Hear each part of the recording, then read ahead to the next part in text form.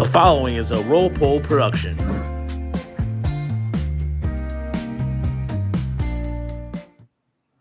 Hey, welcome everybody. This is a post-Tigers victory edition of the Motor City Metrics podcast. Coming at you tonight with the Tigers beating the Baltimore Orioles 4-1. Tarek Skubal with another excellent outing. Big home run by Austin Meadows. Parker Meadows. We're going to cover all that tonight. And hopefully a whole lot more. Have a few laughs along the way. My name is John Urkula. People call me Yoop. Coming at you from the Western Podcast Studio over here in Ankeny, Iowa. Joining me tonight, Mike Papchak, coming from the greater Detroit area as well. We're going to talk all Tigers tonight and see if we can cover a whole bunch of topics in about an hour or so. Chris Brown hopefully is joining us. He's been on radio silence, but usually he just pops in. Raj is out there playing softball tonight. We know he's going deep. We know he's going to play with grit and moxie, and hopefully we'll hear about how that went as we go along. Tonight, our sponsor is Yoop's Mom. Yoop's Mom doing batshit crazy stuff for 50-plus years. Yoop's Mom says, call your mother. So, Mike, what'd you think of that win? Well, I mean, first, I'm really, really embarrassed about this. I'm terrible at pleasantries just in life in general. I did not know what your first name was until right then and there. This is the first time I heard it. I don't know if anybody else knew, but wow. I was embarrassed as soon as you said it. I was like, whoa, did not know that. You kept it a secret over the years. Actually, I used to call myself by my real name when I was writing for Raj at Motor City Bengals, but here on the podcast, it just morphed into Yoop, and we stuck with it. Fair enough. It's good.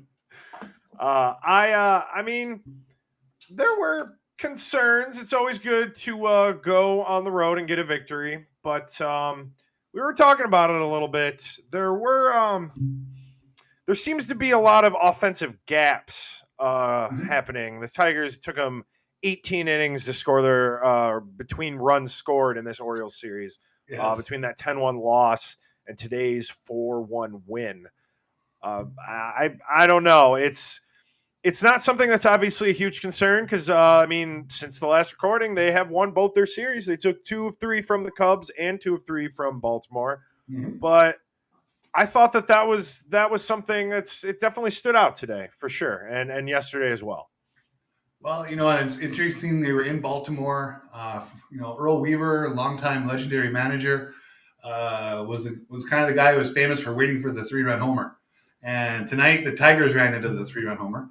So it was really a gorgeous swing by Parker Meadows, just smooth as silk, and he launched that sucker deep into the night. But they got 2 home runs in the inning. Home runs win you ball games.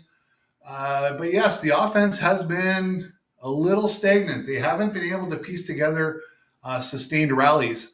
The first game they won in Baltimore, they got a lot of 2-out hits, and they did, score just enough to win that game. Then they were very, very quiet last night, and they couldn't get the big 2-out hit.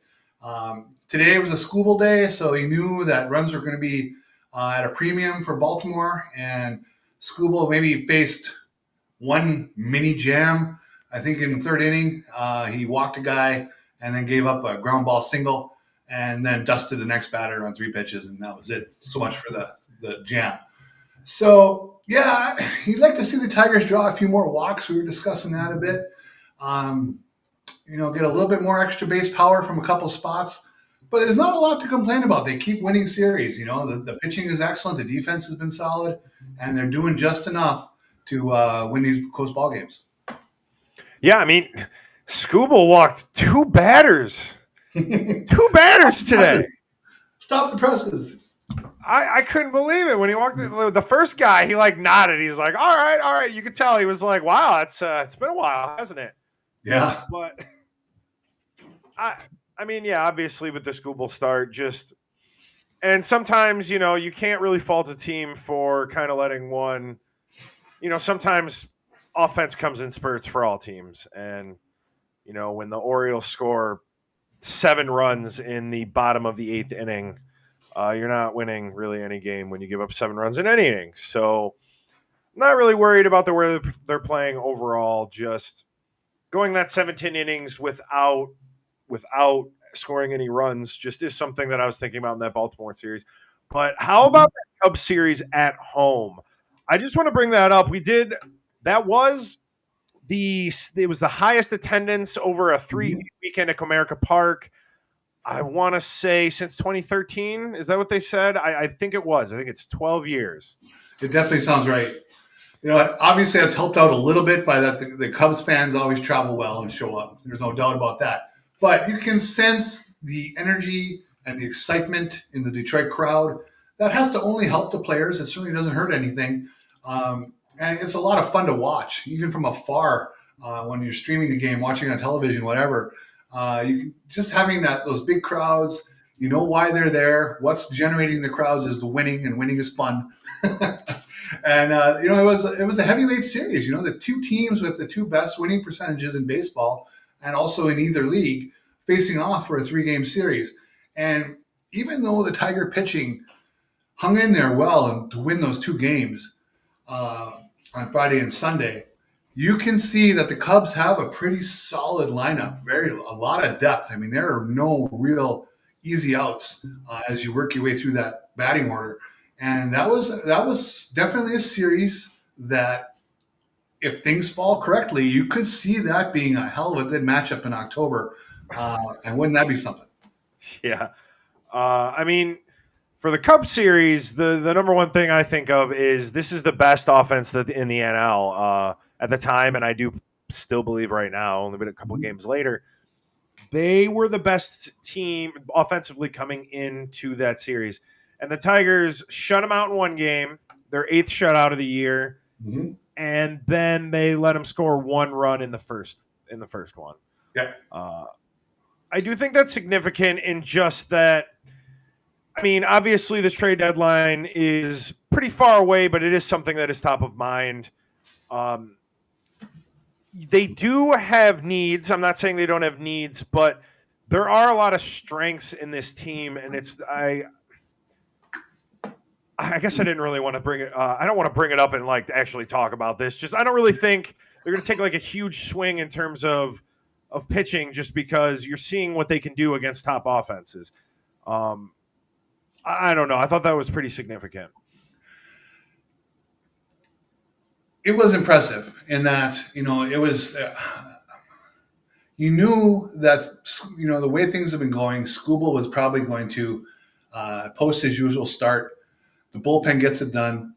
But then they come back on Sunday, and really that was the one that was impressive. They allowed, they shut them out 4-0, I believe, in that game. It showed that, again, the old adage, good pitching beats good hitting, right? The Tigers pitched very well. The bullpen came to play. The bullpen had been getting a little bit of grief from some certain segments of the fan base and from observers.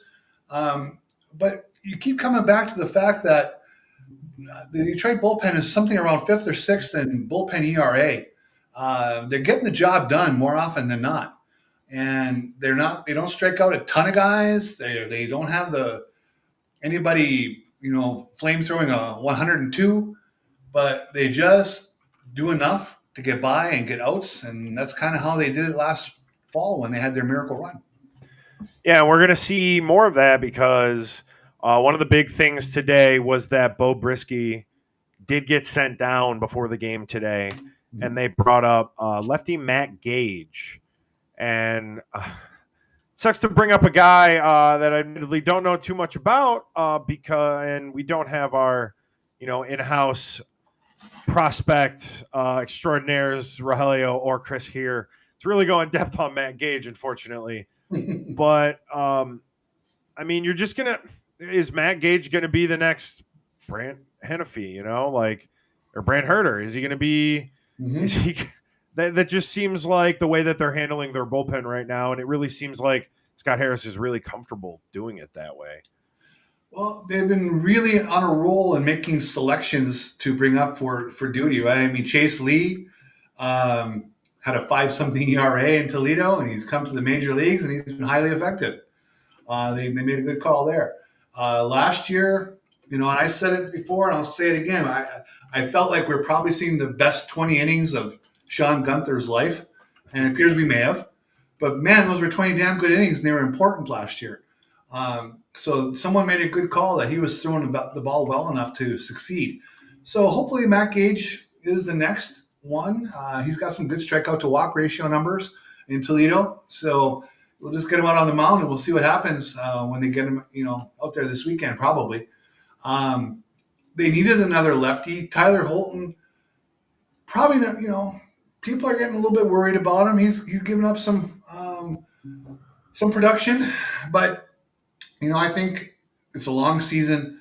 You got to hope Federer is working with them, and they can find something to get him back on track. Yeah, I was trying to see if I could find where they're ranked. It looks like they're ranked about 10th in bullpen ERA as of right now. That is a bit of. Oh, we went up last night because of the the 7 runs. Yeah, that definitely doesn't help things. Their ERA is sitting at 3.53, 1.21 WHIP. I do not have the FIP in front of me, but that is 79 walks, 220 strikeouts. Not the lowest amount of strikeouts for a bullpen. The San Francisco Giants have the best by numbers, but they do also have a low strikeout total at 215 strikeouts. Oh, is that right? Interesting. Because the San Francisco bullpen is frightening. I mean, they got guy after guy after guy that comes out of there throwing BBs. They actually have fewer strikeouts than the Detroit bullpen does. Detroit has 220 strikeouts with San Francisco at 215. Wow. Interesting. And, this is, of course, not necessarily going from the best data. I can't verify this source, but that's what I've got on the chart in front of me anyway. So we're getting some comments about J.K. Simmons tonight. Did you? Oh, yeah. I don't know if you got a chance to see that, but I was actually, working on my prep, and I had the show muted, and then it kind of just flashed him on screen, and I was like, oh, well, we're going to have to take a listen to this. I'm always impressed by how often he shows up. I mean, he's the real deal. He doesn't just go to games when they're in L.A. That would be easy. He shows up in Baltimore. He shows up in Detroit. He shows up in Chicago. That's a real deal fan there. I mean, obviously he has the wealth to pull that off, and that's great. If I did, I would too. So he's very knowledgeable, and obviously with his skill sets from acting, he's very comfortable in the booth with those guys, and it's a lot of fun to listen to. I mean, you can tell Benetti is just jazzed the entire time. Yeah, and jazzed Benetti is a good Benetti. Yeah, for sure. I just kind of loved his candor. He even said at the end, they were trying to ask him about other baseball, and he's like, I know the Tigers, man. I'll look into what teams they're playing, but I'm a Tigers fan. It's just so fun, when Jack White shows up next week, we'll probably see Jack White. The week after that, Jeff Daniels. And it just kind of keeps, those guys kind of keep rolling along. It adds something to the broadcast when those guys come in, and they usually have a few laughs, and I enjoy it. I would watch more of it. I mean, yeah, like I said, I was working. I had a bunch of stuff going on, and I saw J.K. Simmons. Was like, all right, well, that's a dynamic I'm interested in. So, I mean, so the Tigers are now back to 20 games over 500, 45 and 25. It's one of the more enjoyable 70-game stretches to open a season that you can recall. Really go back to 2006 when they were, I think, 40 games over 500 at one point before they kind of slowed down considerably down the stretch that year. The Tigers have an interesting schedule coming up. They have a lot of home games for the rest of this month. And it's very possible if the offense can perk up at all and they keep pitching like they have, they could really open some real distance between the Twins and the Indians if things go together well this month as we start counting down toward July 1st. All right, so you want to look ahead all the way. I mean, if you just want to look through the end of June, they're home against Cincinnati and Pittsburgh. Cincinnati does have over 500 record. Yep. Pittsburgh definitely does not. But we will see Paul Skeens in a Thursday day game Ooh, Yes, that's prime time. that could be fun. You bet. But Montero, the projected starter in that one. And then at Tampa Bay, home against the Athletics, home against Minnesota. And that leads us to the end of June. Yeah. I mean, you never know in baseball. I mean, it could fall apart here for 2 weeks. I mean, you just don't know.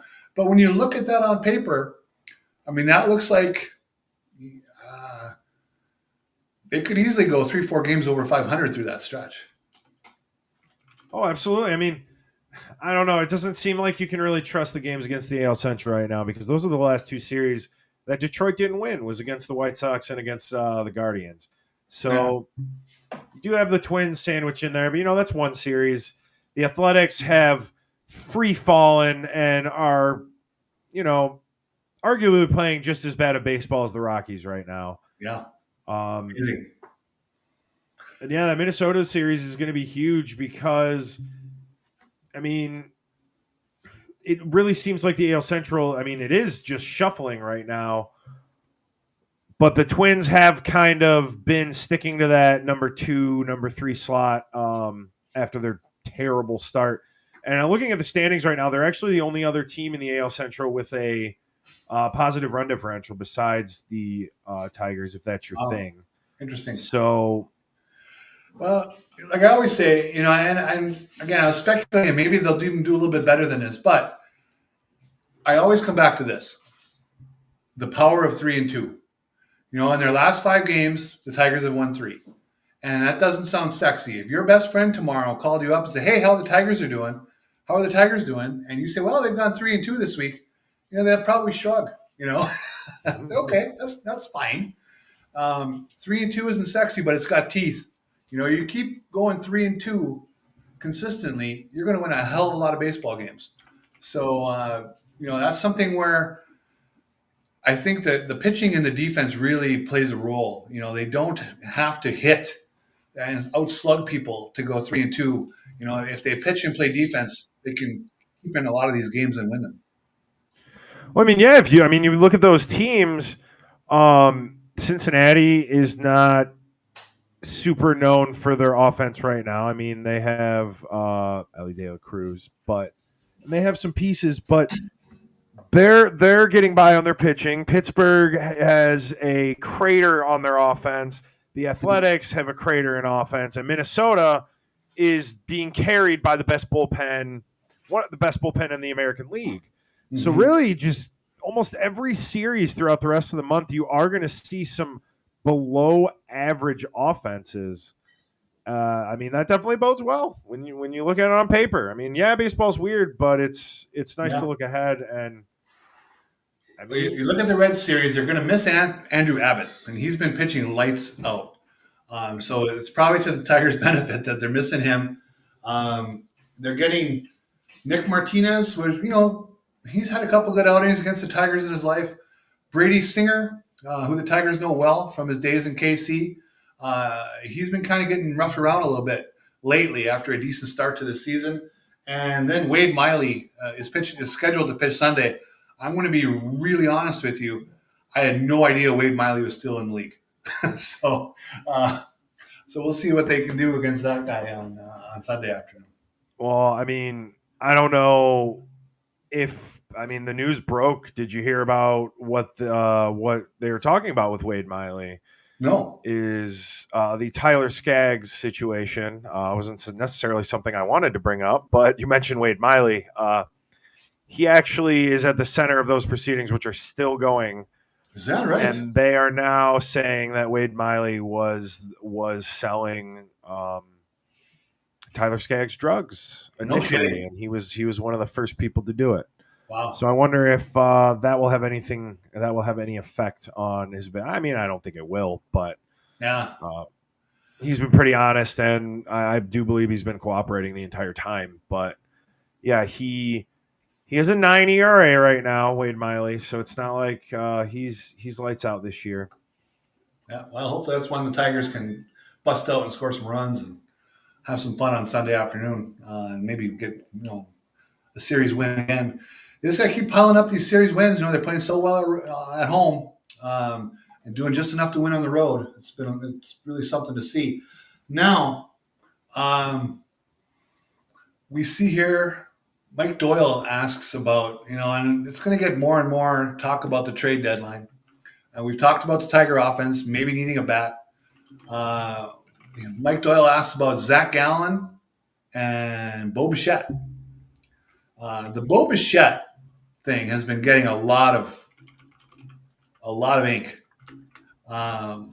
whatever you want to call it on X, right? So,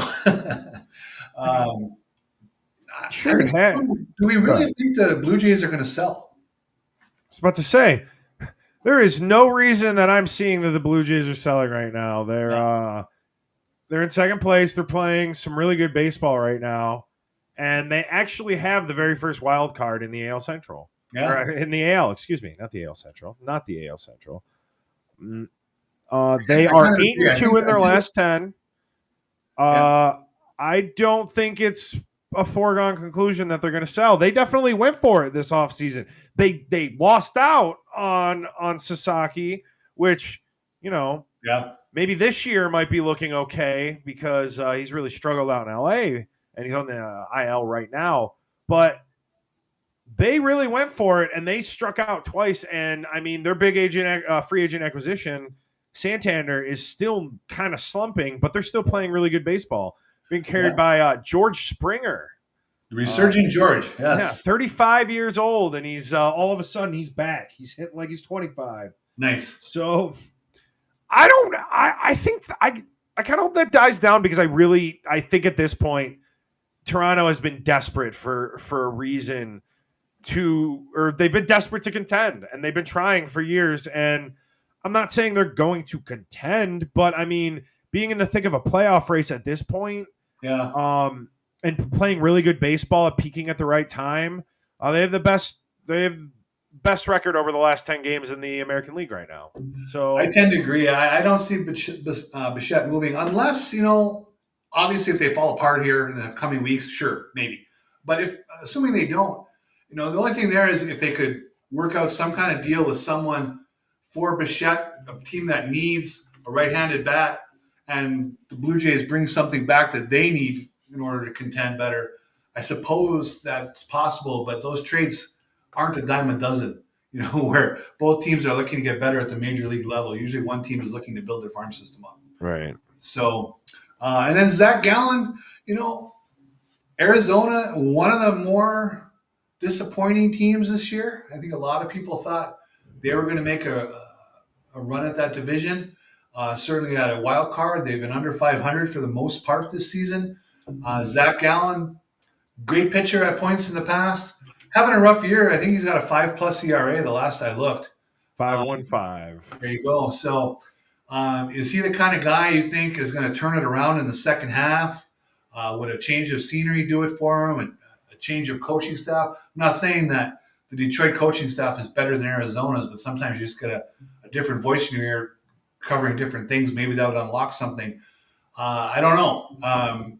But I think a lot depends on what the Tigers do with their depth and, what Sawyer Gibson-Long looks like 3-4 weeks from now. And if Reese Olson has gotten that swelling out of his ring finger and he's back to throwing his changeup, there's just a lot of balls in the air right now to see what Detroit's going to do. But at the moment, if I had to pick, I would think they're going to bring in a starting pitcher. I think that Casey Mize is looking a little iffy. Obviously, Jobe is now gone. And now you're counting on Montero and Sawyer Gibson-Long. Do they want to get a more established veteran into the rotation? Now, last year they didn't do that, and they were just fine. So it's going to be very interesting to see how Scott Harris plays it with a team that is obviously contending. And what does he want to do to patch up holes? Because last year was a surprise to everyone, and I guarantee including him. So you can't even really compare what they did last year to this year. It's a whole different ball of wax.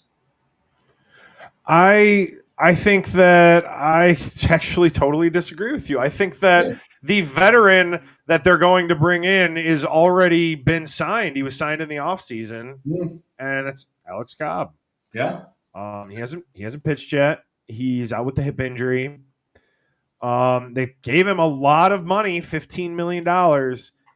I really think that they're just going to see if they can get him ready to go before they even consider it.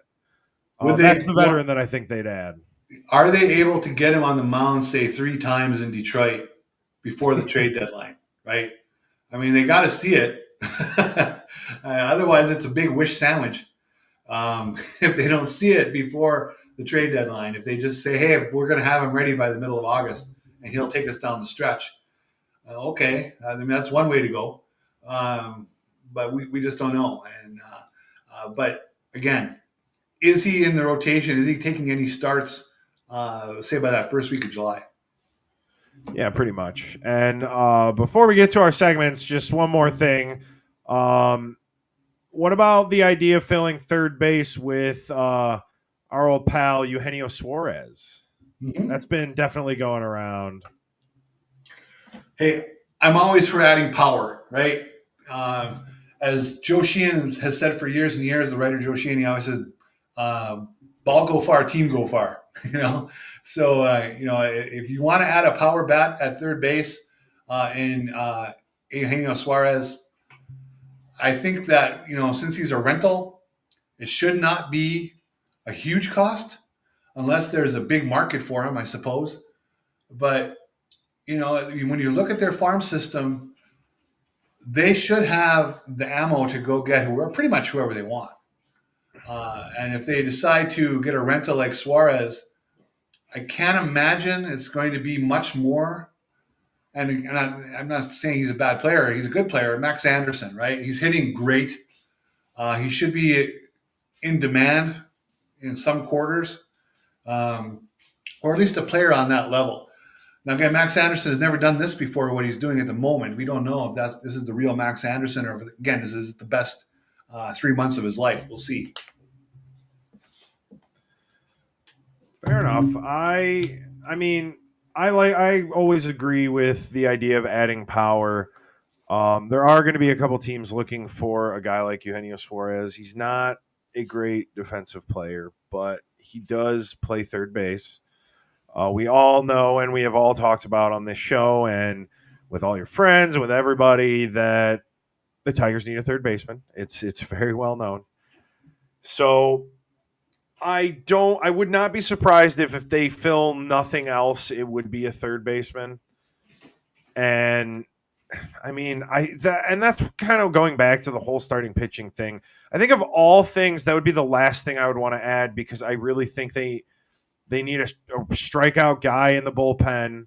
It is something they're lacking, and they do need a third baseman who can hit. And if it's Eugenio Suarez, who is a third baseman simply because he's got to play somewhere, then that's fine. They can slot him in a DH when they have to, and just get his power into the lineup, and that's fine. That gives Javi Baez a little more time at third base, try to figure some stuff out. But I don't know. The way that Scott Harris has been talking this week, and I wish I had the audio pulled up. I do not have the audio on me. Maybe I can pull that up.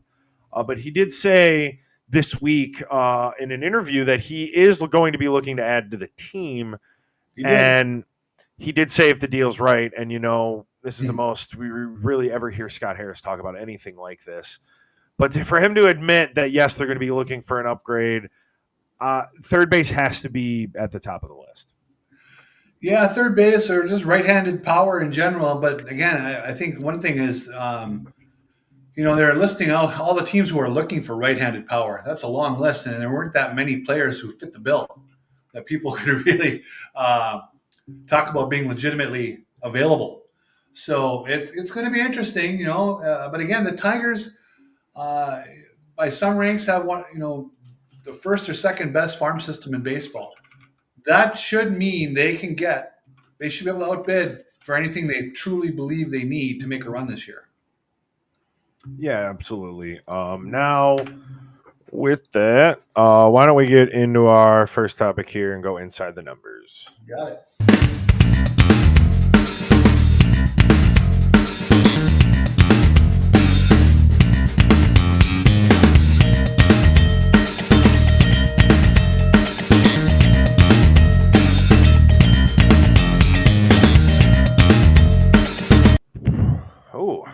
goes on quite a while. Anyway, what is your inside the numbers for today?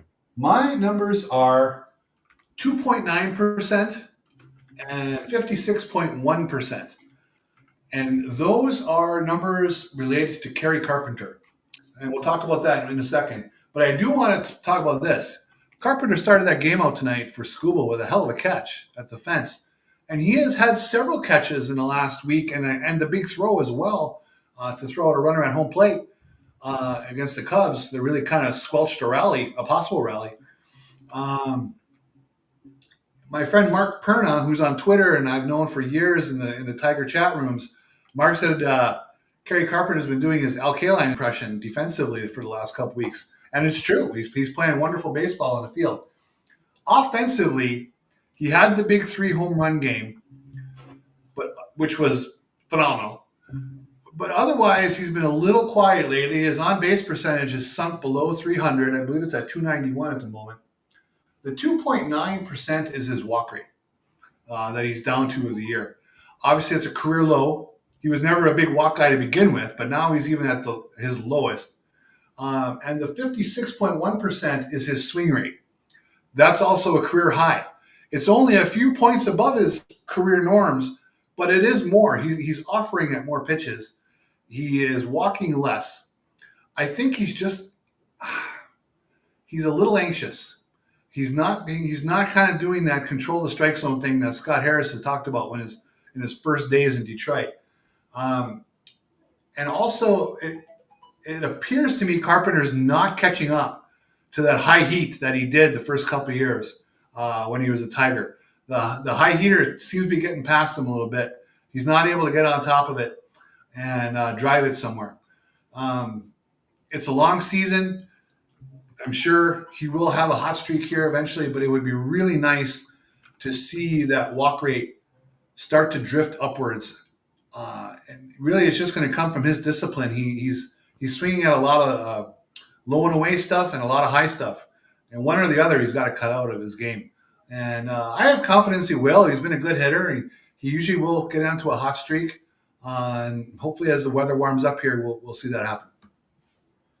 I mean, in 60 fewer at bats, he has. He had 87 games last year. Before the injury, it's 296 plate appearances. He had 18 home runs. His walk rate was 7.4%. ISO 303. He ended with a slugging of 587 in those 87 games. And to your point, what I'm seeing on Fangraphs is that 3% walk rate. His K rate's also down as well, so it means he's getting the ball a little bit in play more. But his ISO's down, his BIP's down, his on-base percentage. Yeah, I mean, slugging down. Yeah, I mean, is it a lingering back issue? They always kind of say those back injuries really never fully heal, and yeah, that was a worry last year. Well, it's not hurting him defensively. He's still going for it, and I love that. Yep. You're right. He did make. He didn't save a home run today, but he did make a nice little. He timed his jump right, and he made a nice little play out in right field today, and that was pretty cool to see. All right, for mine, I have also going into a walk rate thing, but mine is 11.9%. Okay. Now, if I were to ask you who the 2 Tigers were that have the highest walk rate on the team, would you be able to name those 2? Highest walk rate on the team,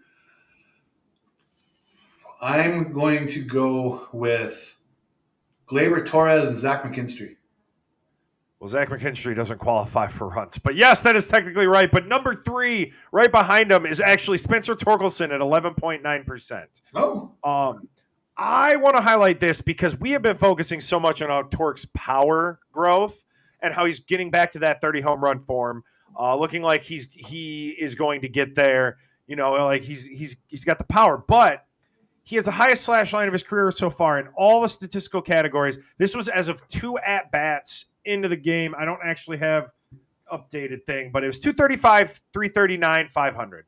All 3 of those would be career highs if this season ended at this time. But the middle one is just one that I feel like we don't talk about. he's just walking a lot more. He's 2.6% above his career walk rate. His career walk rate's 9.3. Last year he was at, I think, 9%. This is cliche, but he's seeing the ball. I hate to say stuff like that, but really he's seeing it. It's, to me, when something like a walk rate goes up with your power, that is a really, really positive sign for not only growth but sustainability. Mm-hmm. Because I mean, if you can walk and hit a couple home runs, you're always going to be there. Spencer Torkelson was never really projected to hit for high average. Correct. It was always going to be his power, was going to be his calling card. But the fact that he's also getting on base, his walk rate, he's over 100 points over his batting average in terms of OBP over average. It's just, I want to highlight it. Not enough people are talking about it. And when I looked it up and I noticed that he was like way up there in the walk rate, I was like, whoa. Yeah. I just would never have guessed Spencer Torkelson to be up in the top 3 for the Tigers.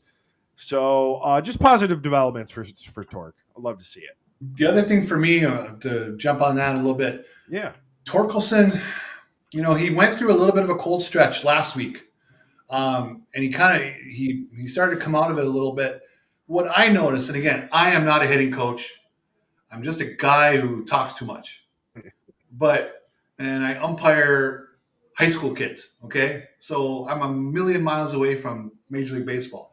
However, as an observer, the home run that he hit the other day against a 97-mile-per-hour fastball, the double off the wall against a 98-mile-an-hour fastball, and a couple of the other hits he's had, those swings, you can just sense he's under control and smooth. And when he does that, he's on balance, and man, he drives the ball. You can just see it. Whereas what was drifting in for a few days there was a lot of big, massive hacks where the announcer would say some variation of, "Oh, we didn't get cheated at that one," and he would foul off almost all of those or straight up miss. I just think when he stays on balance and under control, he's a much better hitter. He has the power where he doesn't need that big hack, big power hack at it. And again, am I correct about that? I don't know. That's just the impression I get as we watch these games. I mean, the metrics suggest it. Fangraphs has him at a 134 WRC plus. His K rate is pretty much exactly what he was. He cut down on it a little bit from last year, about 3%, 2.5, 27.6 to 24.9%. But that's the strikeouts are staying the same, but these things improving. Yeah, there's just it's been fun to watch. I'm happy I'm wrong, because there was a time where I lost belief last year in Spencer Torkelson when they sent him down. I think I had lost belief at that time. I will admit it, and I'm wrong all the time. That's fine. I see what I see, and I say it, and we can be wrong. That's fine. I have never have a problem with admitting that, and I am super happy that I was wrong about Spencer Torkelson, and at least that it appears to be that way. Of course, maybe he's just going to play 1 year on, 1 year off with us. We don't know. I'm not going to say he's for sure a finished product, and he will definitely keep this up. But right now, I think we're seeing the signs, clear signs that the growth is happening, and that there is real sustainability there with what he's doing. But I mean, I guess we could just why don't we just jump right into the other one? Let's get some good, bad, and the ugly.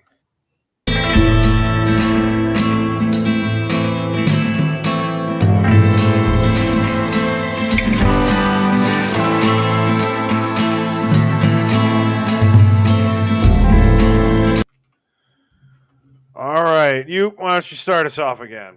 Okay, well, with the good, I'm just going to go very obvious, because sometimes I think we talk about little niche things, which we should, about the Tigers and why they're having success, where they might have struggles, what they might do, and we don't know any of it. Here's what we do know: Tarik Skubal's great. Okay. And tonight was, again, just such a fun, you knew Baltimore, despite having a lot of, talented prospects coming up through the system, they've really been struggling offensively and especially against lefties. So you kind of figured that if the school was going to keep his dominant streak going, and he did. Carpenter got him off to a good start, by making that catch, and so the Baltimore didn't start off with an extra base hit and get a little momentum or confidence, whatever. Then it was just a steady dose of Scooble, getting ahead 0-1, 0-2. Man, he was ahead of so many batters tonight. I'm surprised he didn't actually strike out more than the six that he had. But when you look at the numbers right now, it's all-time historic stuff when you consider the era that they're in. A 147 ERA. His whip is .715 and 102 strikeouts to 5 walks. I mean, you got to be kidding me. It's just unbelievable. It's, I'm willing to have the conversation now that he's right there with Justin Verlander in the Detroit Tiger annals. Because he's done it for a sustained amount of time now, where he doesn't have these 3, 4, 5 start swoons, or struggles. He just consistently goes out there and just pounds the strike zone to death, and carves people up. So fun to watch. It's going to get more and more about, will they do an extension? I don't know if they'll do an extension, but I'm at the point now where I just want to enjoy this in the present for the next year and a half of Tiger baseball, and see where they can ride him. Because right now, he's the old school stopper. They're not going to have losing streaks very often with Tarek Skubal in the rotation. He has just been that good that, people talk about the run support, blah, blah, blah. He doesn't care about run support. He's his own run support. He just keeps the other team buttoned down. Well, yeah. The JV stuff, man, I brought that up at the end of last year, saying that that's what it felt like, and it still feels like that. Every time he goes out to pitch, you're like, he's going to do something special. Absolutely. So I completely agree with that. And just about the contract stuff, I'm sure we will talk about it because we get asked about it all the time to bring up some Skubal extensions, Skubal stuff. But I, for one, I can't speak for everybody on the show, but man, I hate doing stuff like that. It just feels like it gets rehashed and recycled so much. You said it best. You enjoy him right now because this team is really good. They're 20 games over 500. I don't think we're going to really like where it ends up, but whether that happens or not, we cannot let this pass by without appreciating it. I think it's just worth pointing that out. There you go. My bad. Obviously, the Tigers got some lousy news with Jackson Jobe this week, going for Tommy John surgery. Barring, we don't know which type of Tommy John surgery yet. Is he going to get that little sleeve thing or the full blown Tommy John? I think until you hear different, it's probably going to be the traditional Tommy John surgery. So that probably means he's on the shelf until 2027.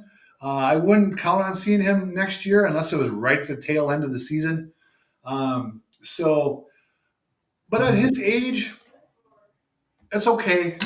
It sucks, but it's one of those things. Pitchers get hurt. Pitchers break all the time. And when Al Avila made him the number 3 choice in the draft, that was a big part of the risk. That a high school pitcher could go down with Tommy John surgery at any point. And he bucked the odds for several seasons, and he surfaced in the major leagues, and he looked worthy of being in the major leagues. But now he's succumbed to this, and that's just the cost of doing business in Major League Baseball. People are talking, the whole Marcelo Meyer thing is resurfacing. To me, it's playing the blame game of not choosing Marcelo Meyer is a waste of time right now. All the guys who made that choice are gone. Okay. Scott Harris did not have anything to do with choosing Jackson Jobe over Marcelo Meyer. So who cares? And we don't know. Marcelo Meyer's off to a very nice start. He looks worthy of being in the big leagues as well.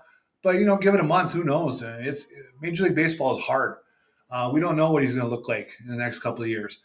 He looks good, though. And I was a Marcelo Meyer. I'll admit it. in the weeks and months leading up to the draft, I had read every possible thing on Marcelo Meyer. That was what I was hoping for, and I was very disappointed. But I let that go quickly, especially as once they changed regimes, who's in charge in Detroit, because what's the big deal? They don't have Marcelo Meyer. They do have Jackson Jobe. They have to make the best of the experience with Jackson Jobe, and it was looking very good for a while. Now we just have to go into the patience mode and hope we trust that they get him ready to come back in 2027 and be a big part of the rotation. And who knows, it might be part of the post Tarek Skubal rotation that year. We don't know. So he's still a big part of the future. It's just unfortunate he's not going to be part of the present right now. So, going with the good, the bad, and the reality. And the reality is something Mike just touched on a few minutes ago. The Tigers are 45-25. They're 20 games above 500. They have really shown that last year's finish was not a fluke. Now we can pretty much write that off. Any kind of fluke talk when they went 31-11, that's over now. They have continued that baseball into this season. They made the right move to get Gleyber Torres. He's a big help to this baseball team. They were, for whatever reason, Javi Baez has come back to be a contributing baseball player. Spencer Torkelson has come back to be a contributing baseball player. Riley Green, despite the strikeouts, is a player who can win you a ball game on any given night. And now Parker Meadows is back in the lineup. So I'm just saying this, 45-25. Don't know how long this goes, but they've proven last year wasn't a fluke. They've proven they're one of the better clubs in the American League. Their playoff chances right now are well over 90%. I think 95, 96%. Those odds, I don't know what exactly that means, how much stock you put into it. But right now,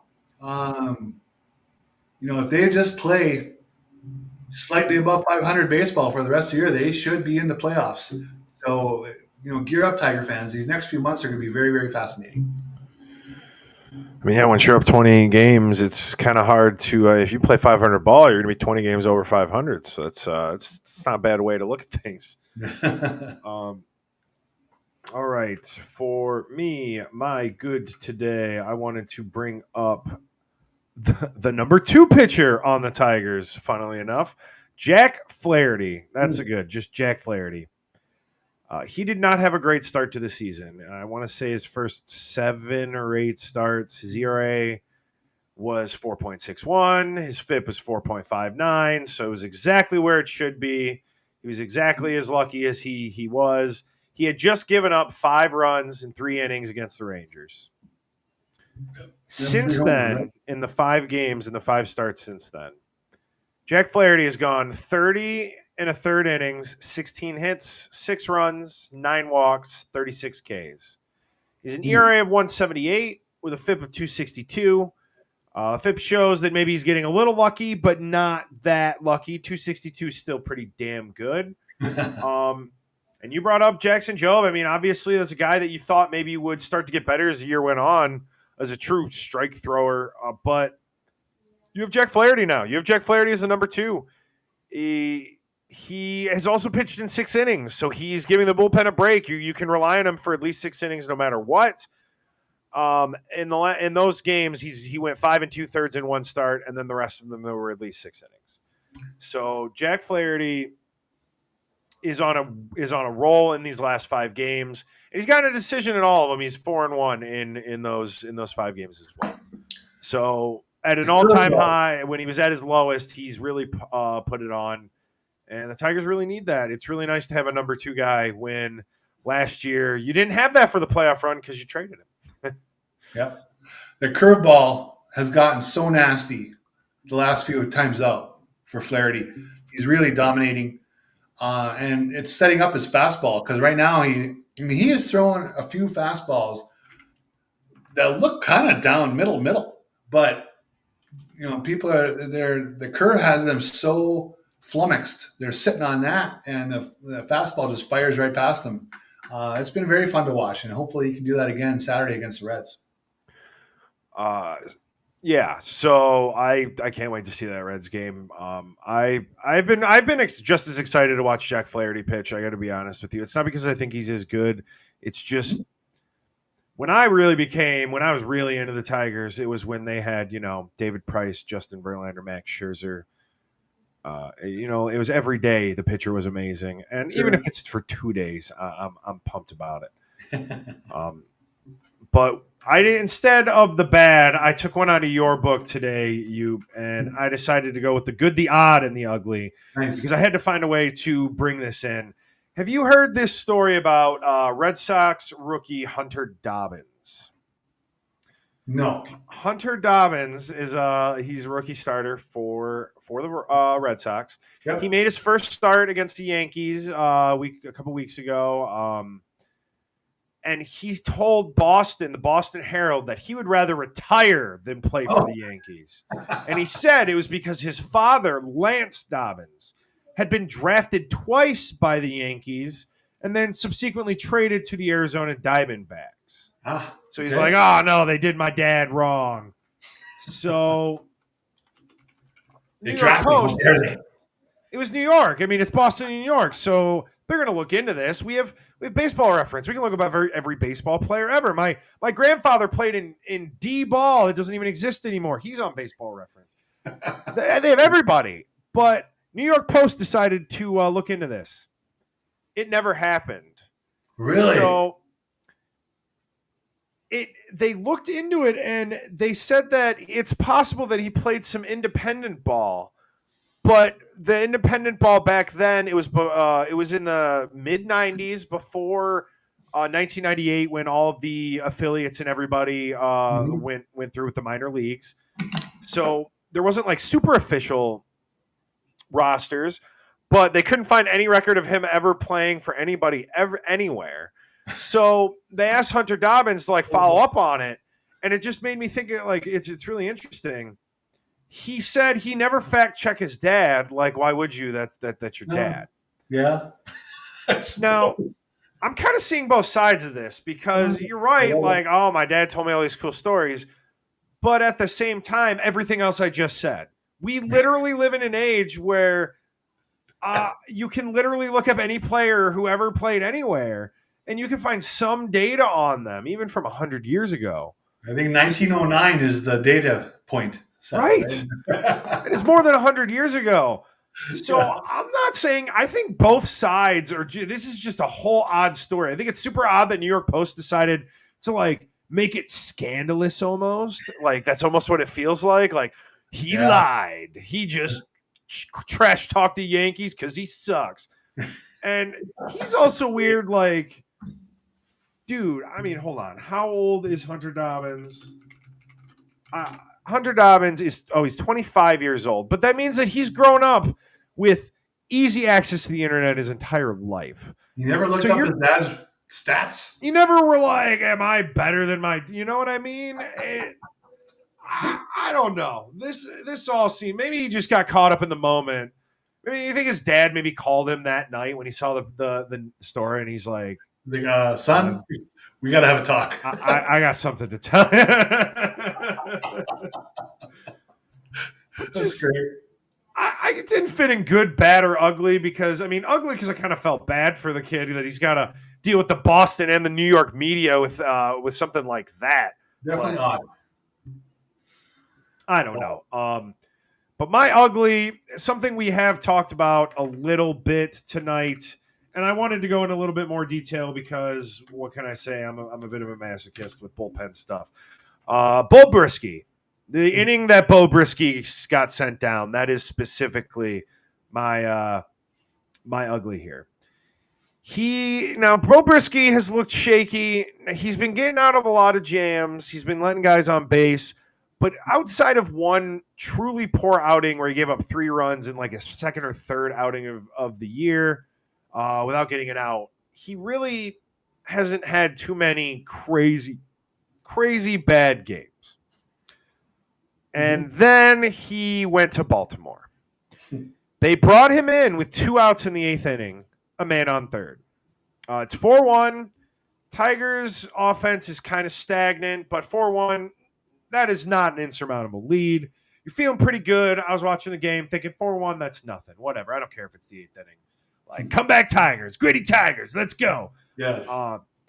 Instead, he proceeds to wild pitch in a run, single, walk, single in 2 runs, or single in another run, and then homer in 3 runs.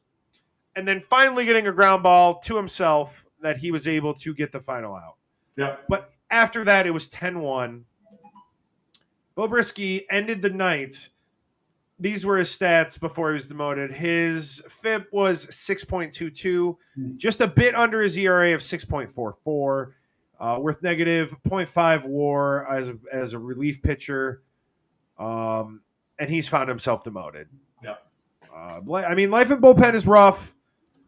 The Tigers did bring up Matt Gage, is he's in his 30s. He's been in the league quite a while, in the minor leagues for quite a while. He started in rookie ball in 2014 with the Giants, bounced around between the Giants, the Mets, Arizona, Toronto. He's just kind of been everywhere with not much experience, but he's 32 years old. He's performed well in the minors. He has a 1.67 ERA. His FIP is 3. His expected FIP 3.66. He doesn't get a lot of ground balls. He's a fly ball out kind of guy, but he was looking pretty reliable. So at that point, with Bo Brisky exploding and putting a game out of hand against a team that, while playing better of late, has struggled overall this year, it kind of just felt like if the inning ended even before the home run, you almost felt like this was coming. But the home run was just kind of the last nail in the coffin. And it would be nice to get a veteran back there, but 2 major back-end guys, from last year, Bo Brisky and Foley, are not in this bullpen. Yeah, Foley. Easy to forget about Foley, too, and Alex Lang, for that matter. But, Brisky is kind of the poster boy right now of the day for the up and down nature of bullpen arms. They come in, and if they catch a groove and they're firing bullets like they had him doing last September, he showed that he was capable of getting big outs and that his fastball could play in the late innings. This year, he's had a few times where he kind of got BABIP'd a little bit. There's been a couple soft hits. He gave up the run with the ghost runner on second that one day to lose the game, but really all he did was give up a ground ball, Yeah. So it wasn't that big of a deal. But you can just sense right now he's not the same guy. He doesn't come in with that same aura and confidence that he had last fall. I'm not going to give up on him unless he's hurt. If it's some kind of injury that they're sending him down to get settled, okay, that could be a problem. But if he's healthy and he's got his velocity back, it would not shock me at all that we see him again in August or something, once he's gotten a few things straightened out, or if they have a need in the big league bullpen. So I'd be very surprised if we've seen the last of Bo Brisky. In terms of Matt Gage, very few people who are listening to this, including you or I, could probably pick him out of the lineup right now, right? And that's fine. Again, the Tigers have called up some guys who've done very well, who have thin resumes. So you just hope that Matt Gage is the next guy. He doesn't have to give them 4 months of production. All they need to get a little boost is if they could get 10 innings of solid work. That's 10 games that he might have an effect on. That's all you really need. So he's not someone who's coming up as a lefty to change the fortunes of the team, just to kind of fill in around the margins with a couple of good innings. And maybe with the lack of familiarity the league should probably have with him, maybe it plays up for a few weeks.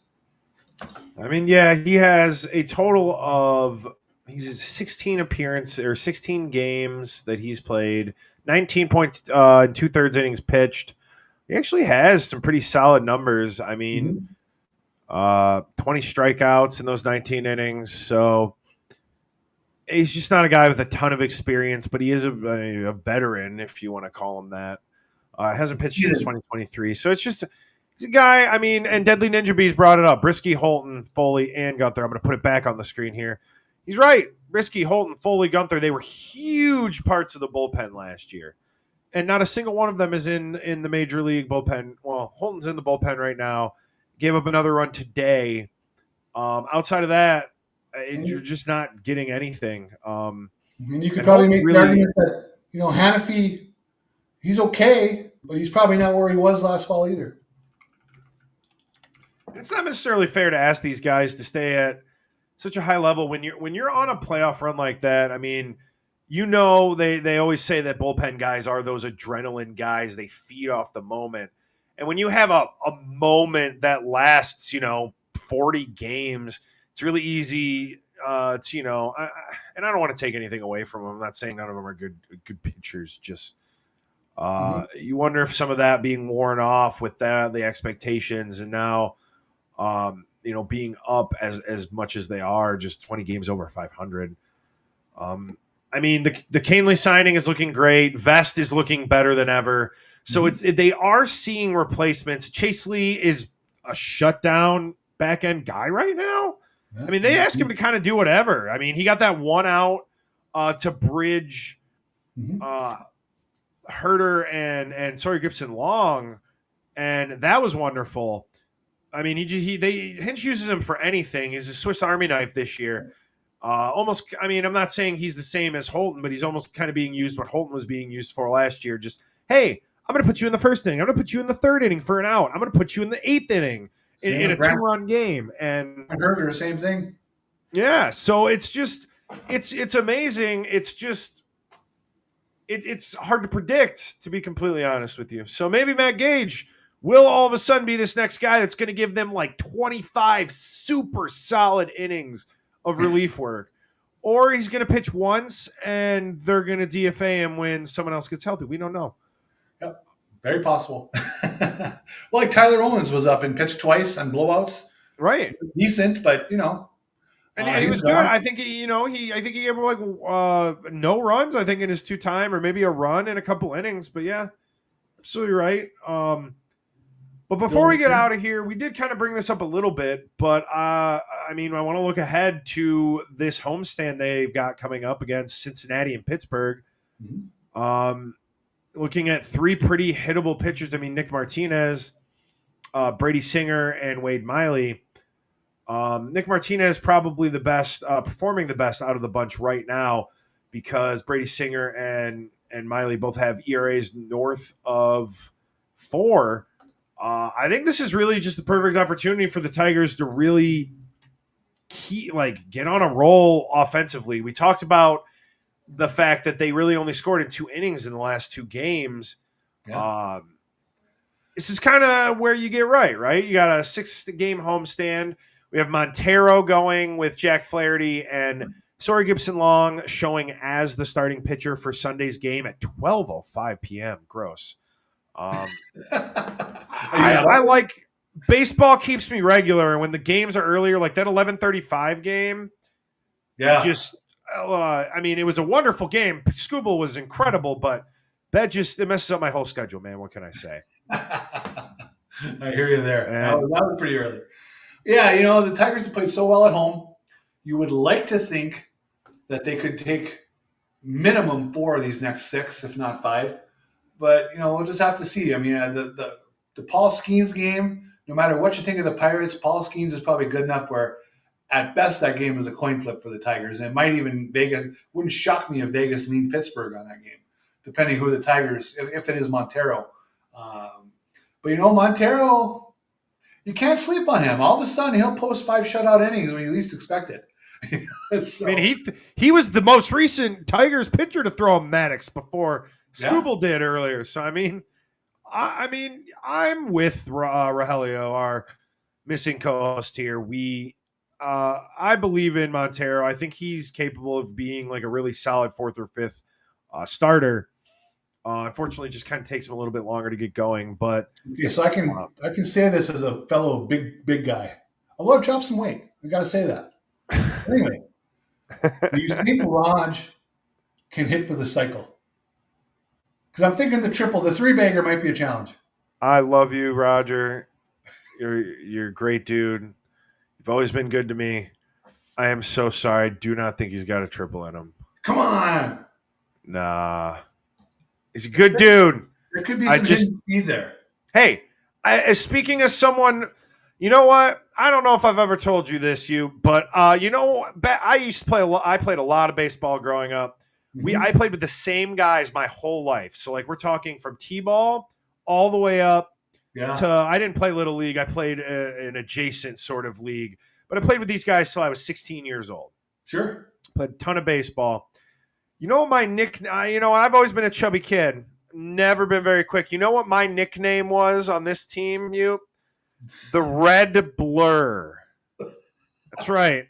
I think I had a ball that rolled maybe out to over 300 feet in a ballpark that just didn't have home run out of bounds.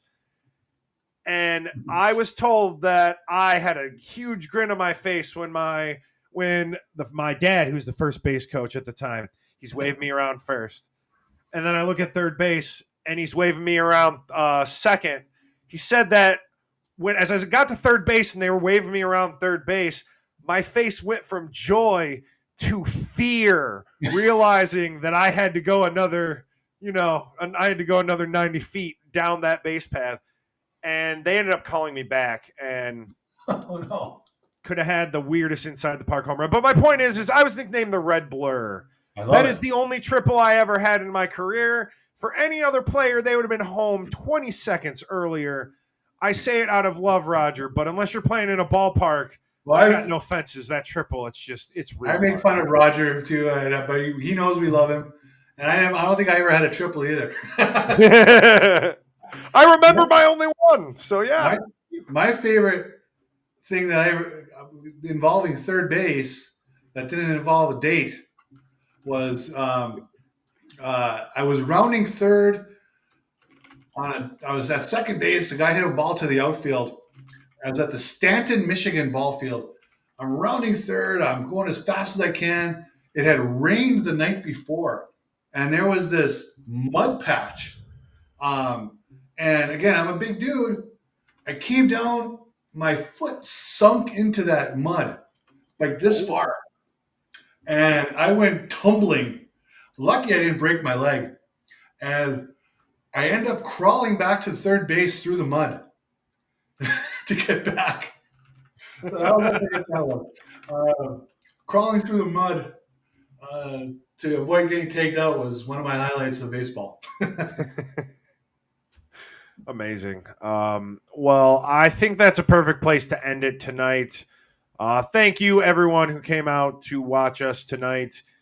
With all due respect, I did not know him, but stay classy, everybody. And stay classy. Johnny was a good man. Have a great night.